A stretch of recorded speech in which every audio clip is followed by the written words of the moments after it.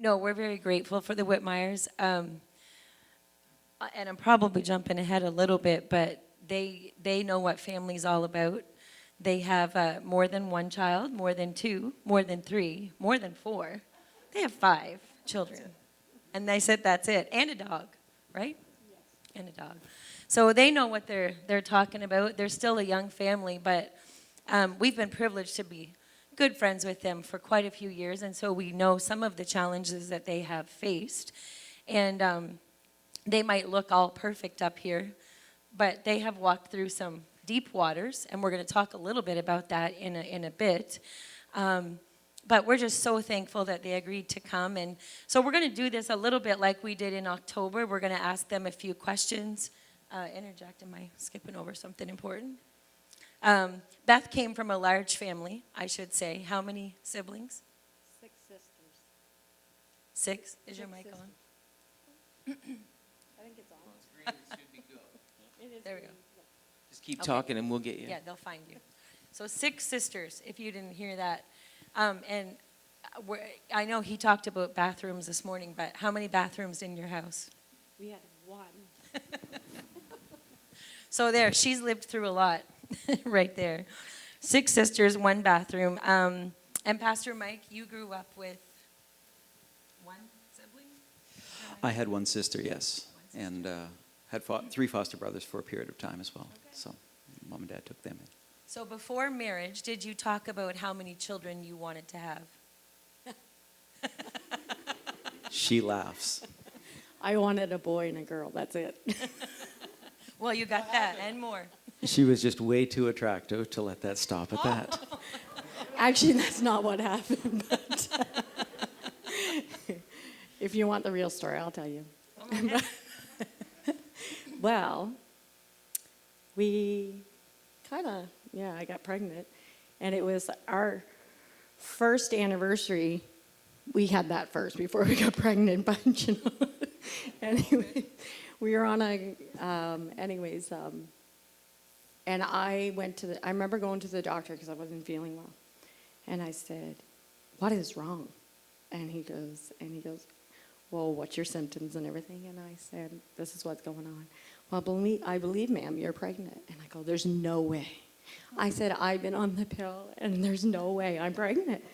And he goes, "Well, sometimes the pill doesn't work for people." And he goes, "Obviously it didn't work for you." So then the second child, yeah. And he goes, "I'll give you something else stronger so that you don't get pregnant." And I remember him saying that. And I was like, because I did not want to have a second child right away. Well, what was it, 16 and a half months later?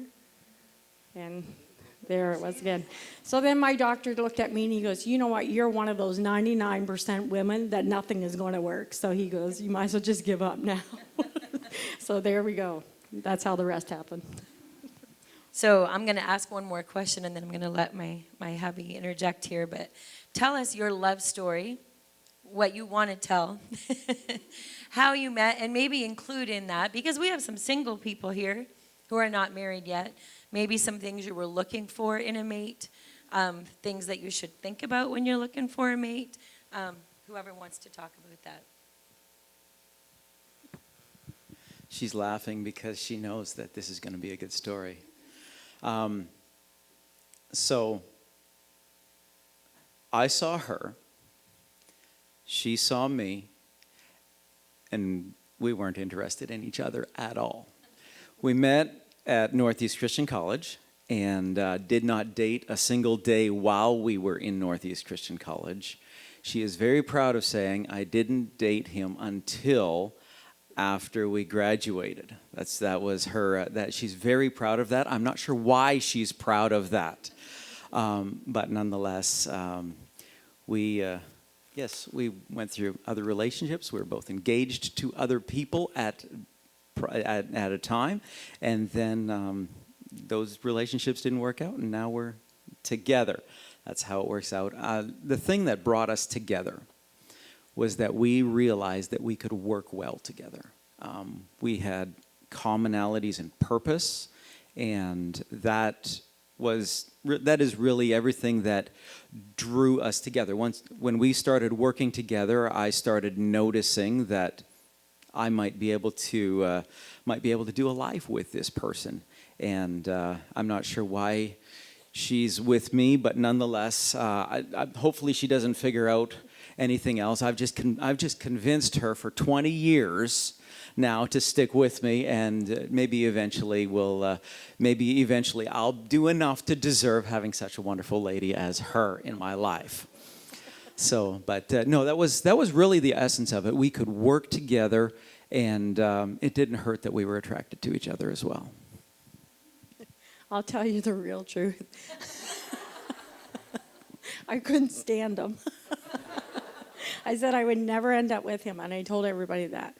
I said, no way am I ever going to be with that guy. Well, the Lord had a different story, didn't he? And I'm thankful for that. And here we are, 5 kids later. But it's so funny you were saying, what did I want in a spouse? And it was not too long ago, Christiana found my book. I was a very list person.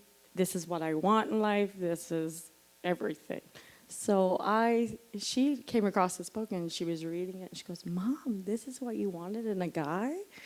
And I go, yeah. And then she goes, well, I think you pretty much nailed it all with Dad, And some of the things there was one, she said, you were way off, Mom. And anyways, I did want a dark-haired guy. I said that. But blue eyes. But he doesn't have blue eyes. He has brown eyes. And that's okay. That's what Mike said. I can get blue contacts. So anyways, but one thing on my list I did, as I said, I wanted a man that loved God, was honest and loyal. So those of you who are looking for a spouse, you know what? You need somebody that's going to love God the most. Love God the most more than you. But have that person be loyal to you and honest to you and communicate with you. And that was some of the things that was on my list that I wanted, and I believe I got it.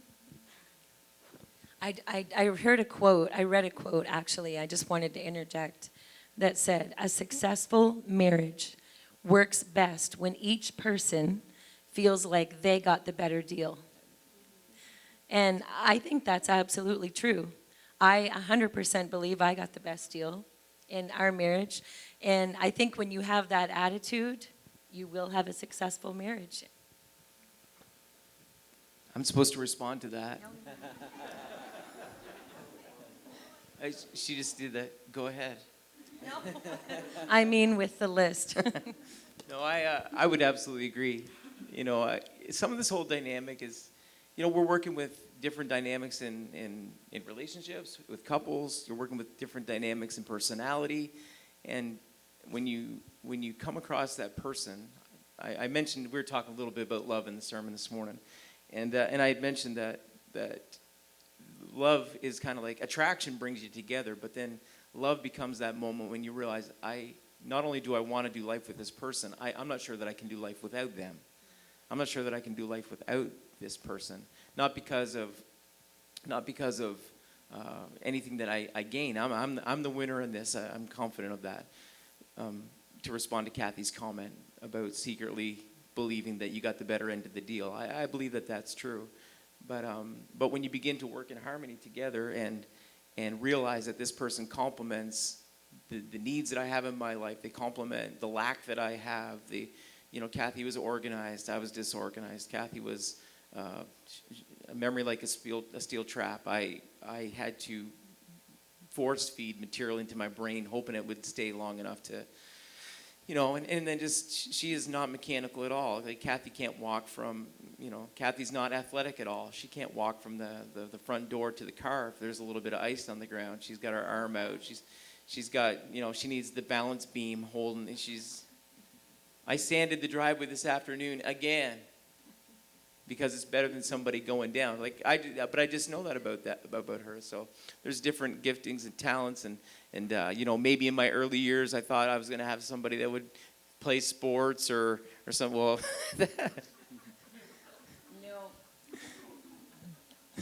I'm trying to picture Kathy playing volleyball or something.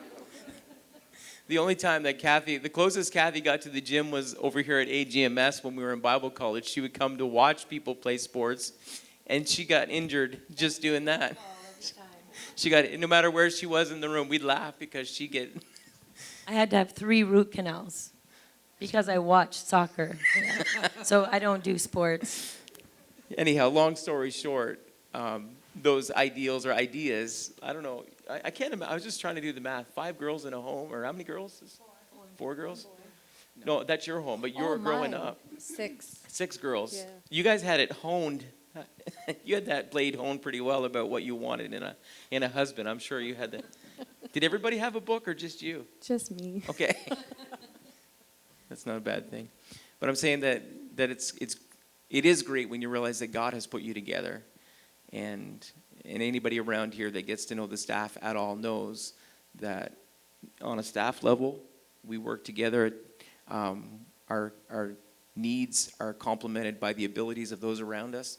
And that happens in our relationships too. And some of these grand ideals that we see on Pinterest and what's the other? Instagram and all, everybody's perfect pictures of what marriage can be in potential. Like sometimes I worry that's creating this ideal that's not realistic. And we just got to step back and say, God has a person for me, and I'm going to allow him to bring that into my life and be who God wants me to be to that person, allow that person to be who God wants them to be with me. I know you guys have differences, and I think we had a couple pictures. Brandon, we have a picture of the family. I think we have a picture of, isn't that a great looking family right there? That's a few years ago. But if you want, why don't you just go ahead and take a minute and introduce them to us? All right. Your far left, I guess, would be Kylie. That's our oldest daughter. The farthest to the right is our second oldest daughter. That's Jasmine. Kylie right now is taking business in California. And yes, she actually is in California right now with all of the lockdown, but she is able to get back in there. Jasmine's in Fredericton, taking her education degree here. Brandon's in grade 11. He's the boy other than me in that picture. He's next to Kylie on that left-hand side. And he's in grade 11, and he is working towards some kind of human science line of education. Michaela is the one in the yellow top. She's the second from the right. And then Christiana is the youngest one. And so she's in the middle. Michaela's in grade 10, and Christiana's in grade 8. So, and then there's Beth and me in the middle. But they're all very different personalities. Kylie is very outgoing, effervescent. If you're going to, if Kylie doesn't like you, you're a bad person. Okay, that's just the way it is. Jasmine, when she was a baby, I can tell on her right here because she's here. When she was a baby, she didn't like anyone. She barely liked me. All right, that was just who she was. You'd make a smiley face at her when she was a baby. She's kind of growing out of that a little bit by now, but anyway, she's Jasmine's cool. Brandon's he's the boy. We'll just say that. He loves all boy stuff, video games, and all that sort of stuff. Michaela is the quiet one. Okay, Michaela's quiet, very reserved, and she's not going to be the outgoing one like Kylie was. Christiana is what did you say Christiana was? Blunt. Christiana's blunt, yes. If you want to know anything but don't care about your feelings, just ask her. Okay, she will tell you that. She's an adventurous one. On this past week, it was cold this past week. We slept outside. Christiana and I slept outside. We built a Quincy and slept outside. And she was the one who motivated me to build the snow fort. That's what Quincy is, a snow fort. And we slept outside, and it was nice and warm. Oh, there it is. There it is. That's in the making. There's Christian over on the right-hand side. And it was minus 15 outside, about minus 5 or 6 inside. And so sleeping bags made up the rest of it. That's the ceiling. That's the ceiling. If you're looking up. Okay, so what I did there, I'm getting old. Quincy is just a big pile of snow that you dig the outside in, inside out. Yes. And so I'm getting old, so I built a frame, put a tarp over top of the frame, and used my snow blower to blow the snow from about 60 feet around in my yard on top of that. And then we just collapsed the frame, pulled the tarp out, and there it was, all said and done. So I'm old and I'm smart. So there's this, yes, there's inside. And I have had that sleeping bag since the first time I slept in a Quincy 20-some years ago. So there's my... That's a dog. My sleeping bag is the Eureka Baffin Island on the side. So, yes, that's my adventure. That's Christiana's the adventurous one. She'll push me to do things that I don't want to do. And Jasmine will, Jasmine, she's here. She'll say, don't wear that. Or things like this. She'll challenge me. My kids, I raised my girls. I shouldn't say this. I will. I raised my girls to be a complete person. There's an idea in many religious circles that women aren't supposed to think for themselves. No, I'm thankful not in Pentecostal circles.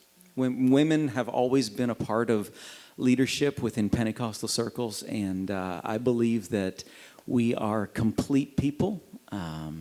For ladies, I speak to that. You do not have to have someone else to complete you in your ministry. You have a complete ministry. God gave you a ministry.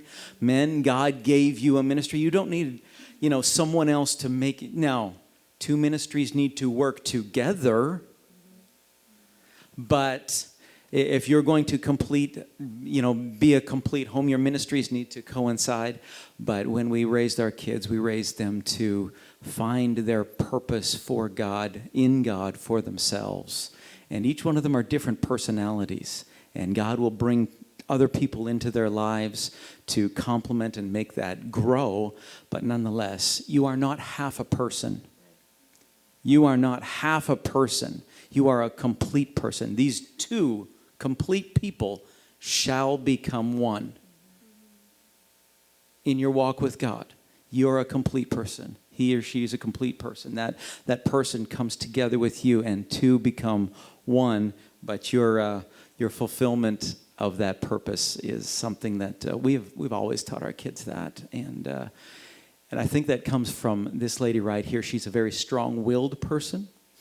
She has a way of doing things, and sometimes we don't always agree on that. And I have a different way of doing things, but nonetheless, we come together as individuals. And anyway, I'm rambling. That's debatable if you're rambling or not. I think it's all great. When we stood on our wedding day, we promised to stay together through thick and thin, for better, for worse. I think you guys are a lot like us, a lot of people in the room. Most everything we did had to get better because we started with absolutely nothing. We started at ground zero. But if you could prepare families, young families, for the unpredictable, what would you say?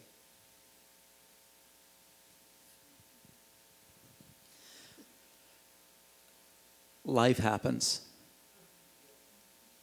And there are losses that you would never think you would have. There are successes that you would never think you would have.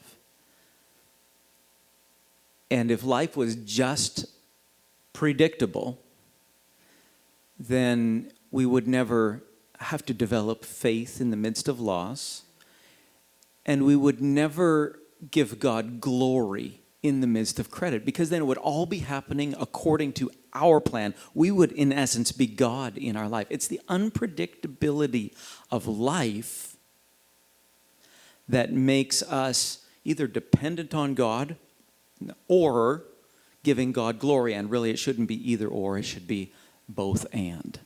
That's the process of unpredictability within life.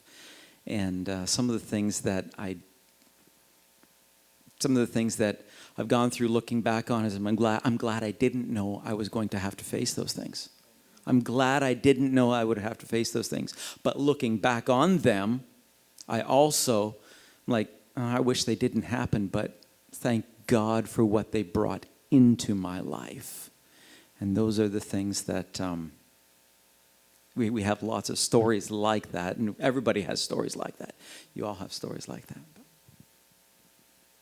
This question we have, how is sickness and grief, we'll speak to maybe the accident that you had in a minute, how has that impacted your relationship with each other, your marriage, your family, and how did you best support each other through those seasons, those times?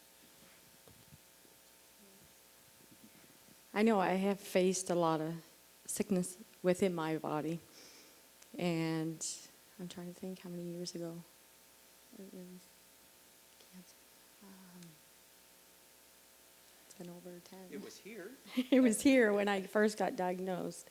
And I remember it was at a kids camp, actually. And I had to go see the specialist. Did not know I was going to get the message I was going to get when they told me I had tumors surrounding my gallbladder and inside. And I came back, and he was doing registration, and I knew I had to talk to him. And so I just pulled somebody aside, and I said, I really need to talk to him. So they went down, and they got him, and I was upstairs, and I gave him the news. And I remember saying to him, I don't know what we're going to do. We have 5 kids. And I said, I don't believe my life on earth is done. I believe God still has something for us. In the midst of that news, I still trusted God. I still had faith that he was going to do something for me, because I knew my work was not done here on earth. And it was something we both had to face and challenge together. But as you know, many of you know, I got a healing from that. And when they did the next scan, when I went back in, ready for the surgery, they said, this is what was shown before, and now this is now, and those tumors have shrunk, and we do not need to do anything. But you know what? God pulled us through it, you know, even though the unknown, what we were going to face down the road. We didn't know what we were going to face with this. But if I can say anything to anyone, maybe you're going through something with a sickness in your body, don't ever give up on God. Put your trust in him that he's going to see you. Yes, you may feel like throwing everything aside, and your faith may seem low, because it's going to at some times. But you know what? Surround yourself with good people too, also, that will strengthen you and build your faith too. Because, you know, we had the Leamans and the Woodwards that really supported us when we got that news. I remember us going in the office with you, Brother Woodward, and just to take that time aside that day that we got it. And I'll never forget those things. But through it all, I still trusted God, and I knew God was going to see us through. I never once doubted that God knew. I knew that God was in control. Another thing that sustained us through the times of sickness was all other things, all other relationships were secondary. Like, there was times like when she had the cancer, there was other times she had injury, had fallen down a flight of stairs, impacted her head, and was severely torn up, concussed, and everything else stopped. Just the life stopped for me, and I knew I had to take care of her first. And if she was taken care of, then I could follow through with other responsibilities. There was another time she rolled the vehicle right in front of me and tore up her arm and her back and everything like that. We were moving to Woodstock at the time. And in both of those situations, one of the things that we determined that we were not going to do was to stop doing what we could do. When she got cancer, we kept on doing kids camp all week. When she fell and concussed herself badly, we still went to church, and she went in a wheelchair. I took her to church in a wheelchair because where do you go to get healed? You go to church to get healed. I was preaching, and that specific day, I remember I was scheduled to preach. Brother Everett Corcoran, veteran missionary, is now gone on to be with his reward. I asked him to stand and testify, and he moved in the Holy Ghost. And if somebody needs a miracle, come to the front. And so she went to the front, and so kids camp with cancer, we kept doing kids camp. With that injury, in a wheelchair, still went to church, went to the front, and she stood up. Just felt to stand up. She didn't feel anything other than the inclination to stand up. And as she stood up, she was instantly healed and began to dance in the altar. Just instantly healed. There's another time she rolled the vehicle. I mentioned that she didn't stop doing what she could do just because she was injured. She was singing a song in a sling on the platform. This was our first service as pastor in Woodstock, 2013. She was singing, "Our God is greater, our God is stronger. God, you are higher than any other. Our God is healer. Lord, you are awesome, our God." And so and the Lord spoke to her and said, "What about you?" And so she just, arm all tore up, back, can't lift nothing, just began to lift her hand against the pain or against whatever, and against the inability, and immediately God healed her again. Why? Is because you do what you can and trust God for what you can't. Don't stop doing we've got so many restrictions right now in this time, and we see people, and I'm talking to people all over, but don't stop doing what you can just because you can't do what you always used to be able to do. Whether it's getting older, don't stop doing what you can just because you can't do what you always used to be able to do. You might be able to do something better than you used to be able to do just because. And whatever it might be in your life, God's got purpose still for you. Do what you can with what you have, and that's where miracles come. In a relationship, do what you can. Relationships are hard. Do what you can. Don't give up those small things that you can do just because you don't feel like doing them. If you can do good, do it, and trust God to take the little bit and make something more out of it. Yeah, and I'm as you're talking through, rehearsing all those scenarios and situations, I'm remembering back to those times and those seasons, and just seeing you folks trust God is very rewarding. It isn't just Sister Beth that's had all those incidents and accidents. You also had a school bus. I think we have a picture of the school bus that Pastor Mike was driving one day, and yeah, that's what was left of that bus. But maybe just talk to that for a moment, Beth. I remember the day and the call that came, and they said I needed to come to the hospital, that your husband's been in an accident with a school bus. Well, I reacted. I was like, yes, I need to get to the hospital, but who's going to take care of my children? And I remember calling Janie's Christensen. You're not Christian.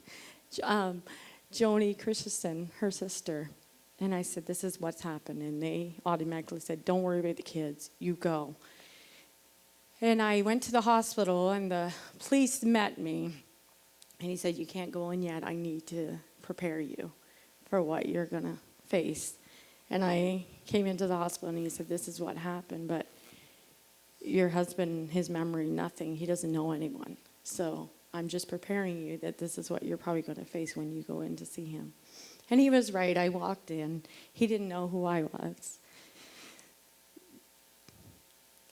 Don't want to get emotional, but that was hard on me. And we were actually just talking about it this week because February 10th is when he got his brace off his neck. And so it just kind of reminded us this week of that. But I remember when he didn't know me, it upset me. But then at the same time, I said, you know what? Within my mind, I said, Lord, he may not know me, but I still love him. Because he's laying here not knowing anything. And the police said to me, there's no recollection of the accident or anything. He can't even tell us what happened. And from that day on, we had gone, they took us to St. John, neurologist and everything. They did the scans, everything, told us that the vertebrae in his neck was broke. And the neurologist looked at me. They said, you got a long road ahead. It'll be surprising if his memory ever comes back, and it may take up to probably 2 years, maybe, for him to come back fully. And he said, I'm just letting you know this. That news was disheartening to me because I also went back to my kids, and I thought of them, and I'm like, they don't know yet. We haven't even come home yet. And I said, thinking in my mind, what are they going to face, Dad's not going to know them, everything. And it was from September, it was the end of September, right, pretty much to December. He had no idea who I was, didn't know who the kids were. His mom came down to be with us. And this is a little bit of humor. He started calling me names of other women. And I looked at his mom and I go, what in the world is going on here? And I remember the neurologist said to me, if you have ever any questions, this is our direct line, and it'll go right to me so that you can ask me any questions. Well, I felt like I was constantly calling them every day, and I kept apologizing. And he's like, no, just keep calling because you're not knowing what's going on. And so he would call me nurse, he would call me some other names and everything. And I looked at his mom just jokingly, and I said, if he calls me by his ex, that's it. I'm done. And we both laughed over it. I knew within myself I wasn't done with him. She wouldn't be done. I would be done. But I remember one phone call, I called the neurologist, and I said to him, I don't understand this stuff. I can't fathom what is going on with my husband. I said, he's like a little boy to me. And he goes, that's right, that's what it is. He has gone back to his past. And that is how his memory and his brain is working, is that he thinks he's a little boy again. Like he would sit down at that piano and his fingers would just roll and play. I said, I've never heard him play like this before. And he goes, did he take lessons as a little boy? And I said, yeah, he took 6 years Royal and took regular piano and everything. And he goes, that's what he's doing. He's going back in time. And he goes, you just have to be patient with him. And I go, yeah. I said, that's what I'm doing. But you know what? Through that all, it was hard on my kids. When they would come through the house doors, the neurologist said to me, you have to have it as quiet as can be in that home, because sounds and just loudness can affect his brain and everything. So I remember when they would come off the bus, I'd be like, shh, remember we had to be quiet with Dad. And Jasmine could probably testify, it was one of the biggest struggles we went through as a family. But we supported each other, and we never gave up on him. We loved him through it all. And I was thankful for his mom being there. And I remember times I would I just said to his mom, I got to go to the bedroom. And that's where I would go. I would get down on my knees and I would cry before the Lord. And I would just pray and pray. And I'm like, God, bring his memory back. Bring him back. Make him whole again. And, my kids would go to church with Grandma. And I would have to stay home with him by myself. But you know what? We would listen to you guys. That's what we did. We tuned into CCC and we listened to services. He didn't comprehend really what was going on a lot of the times. But I still had church in the home. I put God first through that whole situation. I said, God, I'm trusting you again. I don't know what's going to happen to him. This is what they're telling us is what is going to happen. But gradually, his memory started coming back. And I go, this is a miracle, God. Because they kept saying to me, his memory will not come back for at least 2 years. He will not know your family or his surroundings, everything. And then my kids would get so excited. Oh, Daddy said my name. I think he knows me now. So this is, a lot of you may not know, this is what we went through from September to December. And I remember one Sunday morning, I'm going to tell on Jasmine here, she came running to me crying because before that she's like, I don't think Dad remembers me. He said every other kid except for my name, Mom. And I said, he will, Jasmine. We've got to keep faith that he's going to know who you are. And it's going to come back. And she came and she ran down the hallway and she was getting ready to go to church with Grandma. And she goes, he said my name, Mommy. He said my name. He remembers me. Tears streaming down her face. But you know what? No matter through the whole scenario of what we went through, like he didn't get his brace off until February the 10th. And I remember going back to the neurologist and he looked at both scans. They did another scan and looked at this and he said, I don't usually say this, but this man is a walking miracle. And I told him, I said, yes, his memory is back. He knows us.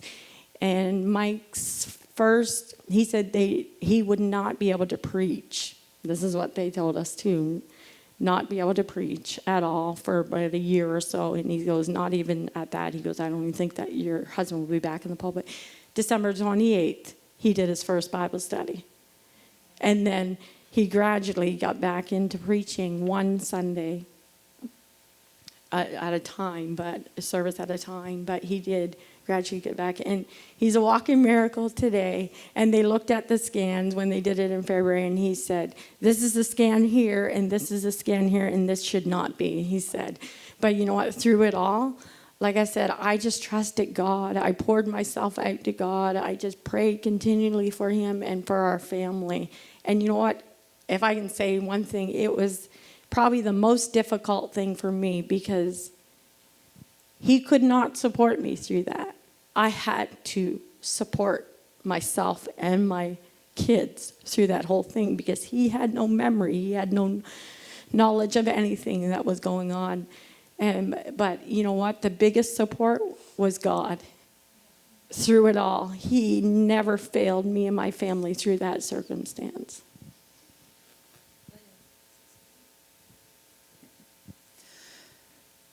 I just want to say thank you to the family of God through all of that, to our local church in Woodstock.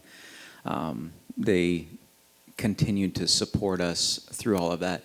If you see someone going through a situation like we did, know that little things make a big difference.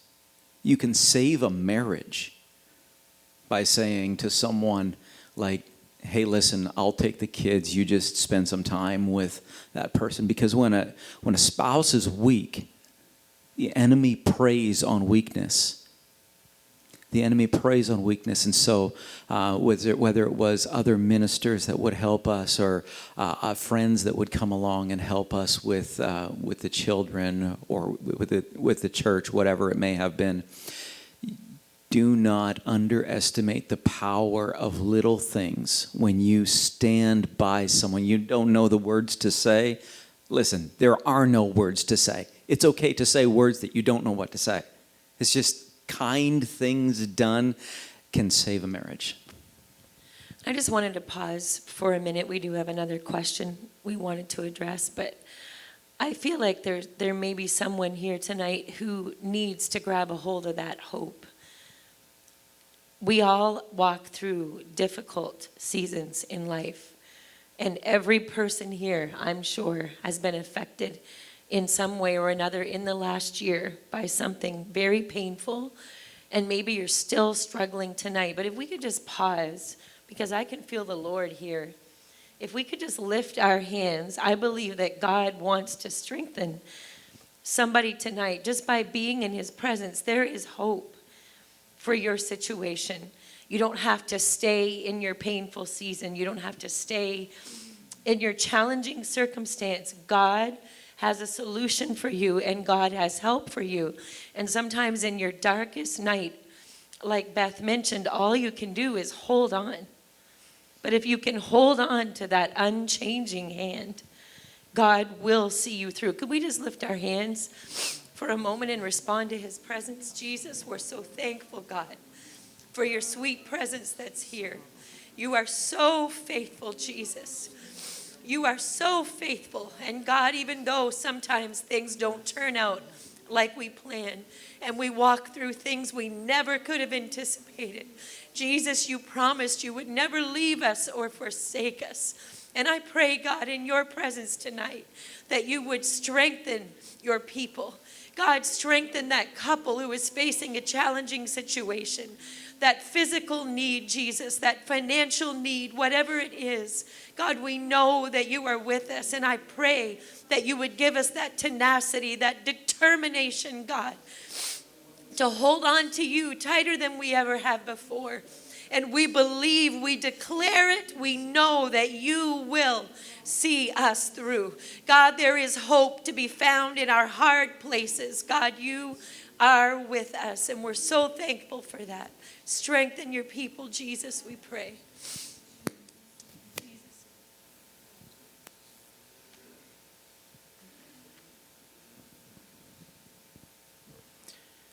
We're getting ready to wrap up tonight. Thank you for your kind attention. And I know that we've been working through a few challenges online with levels and volume. Pastor Mike's also our district children's ministry director. I told him that he would have the liberty to do a little promotion on that. But along with that, kind of where I'd like to kind of come in for a landing tonight is just different ways that, and thank you, by the way, for being transparent with us. Thank you for being open with us. But part of what we wanted to discuss and leave with our families, if this is a family Sunday, this is a family weekend, tomorrow's family holiday. And it's good to have some family guests with us tonight. Glad that some people were able to join with us in service with your family. But we want to discuss the need for developing spiritual disciplines in our homes. And talk to us for just a minute about the vision that you have for families in your church, in our district families. And I think we have a website, atlantickids.ca. If you want to log on to that, if you're with us online, you can find material there. You can talk a little bit about that. Just go ahead. With our Atlantic Kids department, over the past couple of years, the Lord really laid it on our heart as a directive, probably about 4 years ago, to empower families.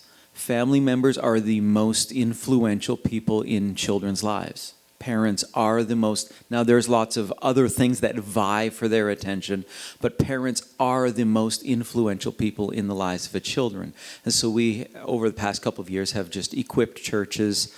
All of the churches in the Atlantic District have received resources over a couple years just to be able to equip them through the pastors, and if the pastors continue to take those resources to the local families.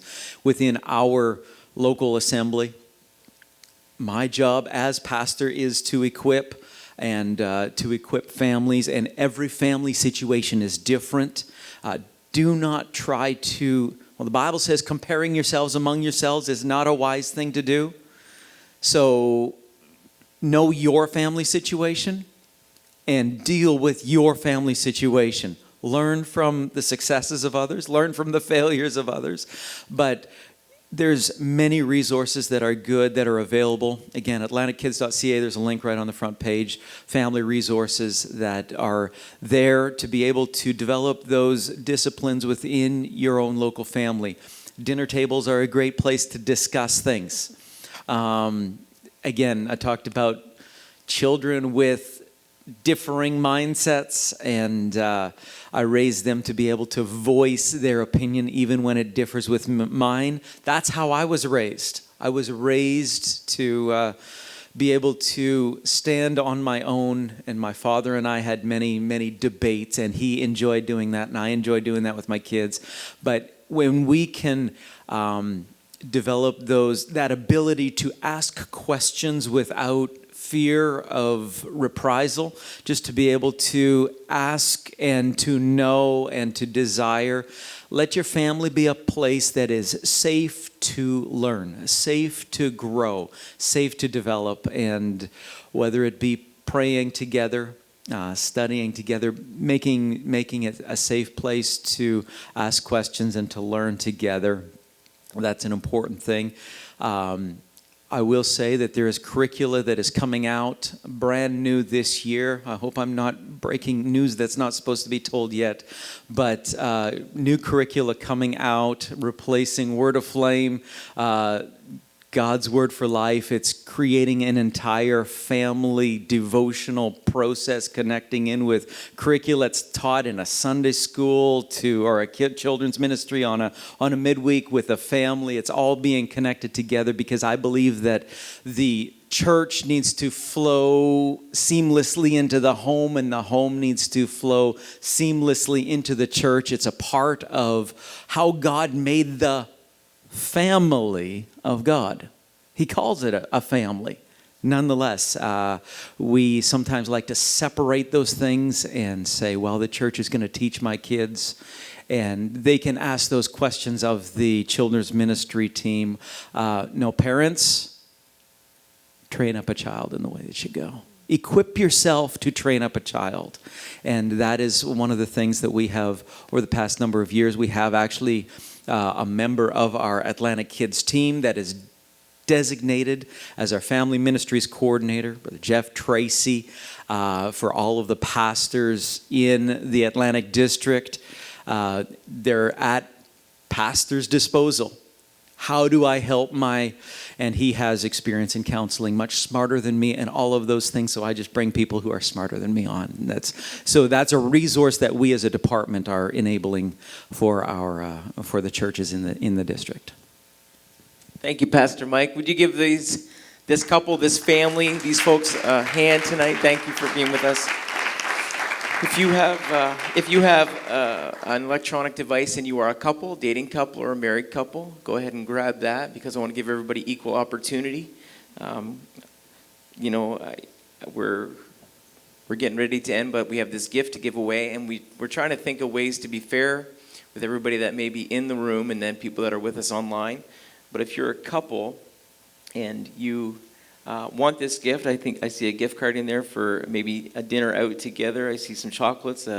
Thank you, Nicole, for pulling such a wonderful gift together for us. But if you would, the first email that we receive at mail@capitalcommunity.ca with a couple's name, we'll be sure that this gift is given to you. Thank you for joining with us tonight online. Thank you for being with us in the room. I see everybody frantically and feverishly typing.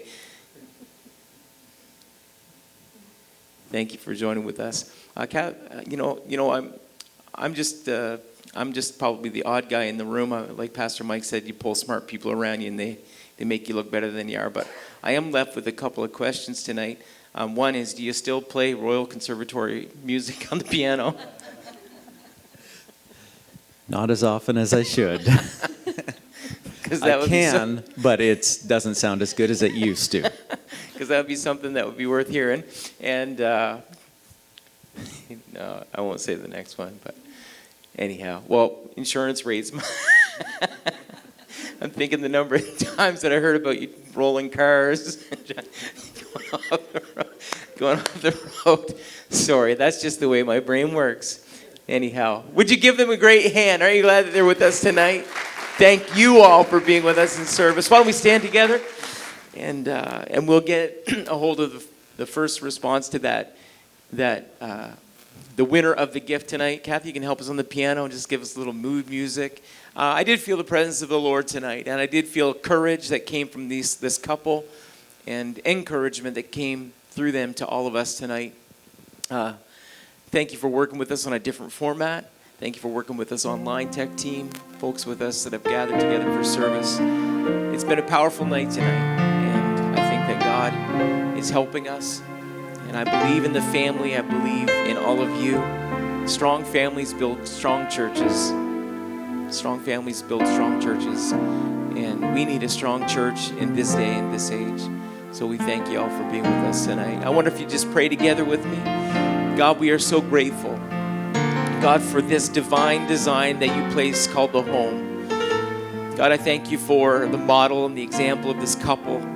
God, through seasons of difficulty and uncertainty, Lord, that their reach for you was reciprocated with your reach for them. And we stand here as a product of your faithfulness. God, we stand here today as a testimony of your greatness. And I ask that someone would take a hold of what we've heard tonight and what we've learned tonight, and that they would integrate that into their homes, into their families. God, that we would develop disciplines that would allow us to be your people, your children, that you would be our God. I thank you today because you are faithful, and we give you great praise for our homes and our families. In Jesus' precious name we pray. Aren't you glad you're a part of the family of God tonight? One last time, let's clap hands to the Lord. Let's thank him for being in service.